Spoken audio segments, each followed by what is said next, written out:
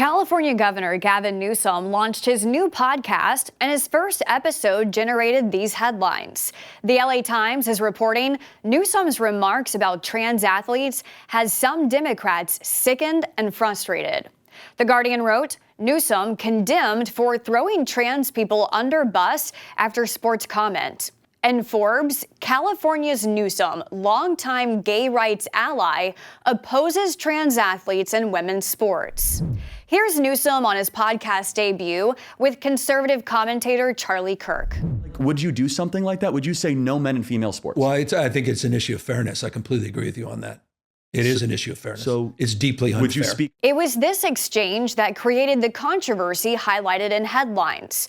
Newsom also mentions he has 4 kids, 2 daughters, and a wife who played college soccer in his comments, saying the issue of fairness is completely legit.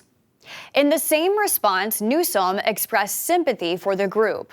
So that's easy to call out, the unfairness of that. There's also a humility and a grace, that these poor people are more likely to commit suicide, have anxiety and depression. And the way that people talk down to vulnerable communities is an issue that I have a hard time with as well. So both things I can hold in my hand.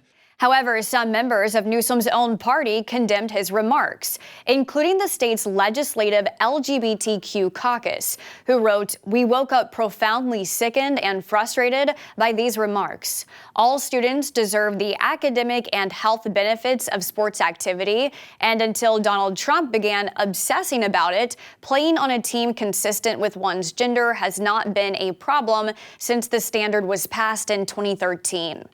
And a Democratic state senator released this statement saying the governor has had many courageous moments over the decades supporting LGBTQ people. This is not one of those moments. Charlie Kirk is a vile bigot, and standing with him on this issue is profoundly disturbing. Some suggest Newsom could be a top contender for Democrats in the 2028 presidential cycle.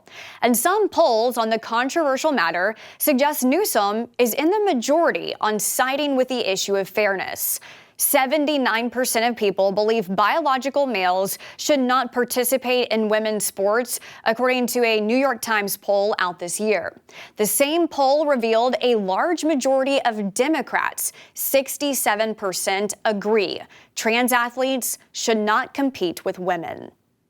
Thanks for watching our news update. For more stories that matter to you, download the SAN mobile app today.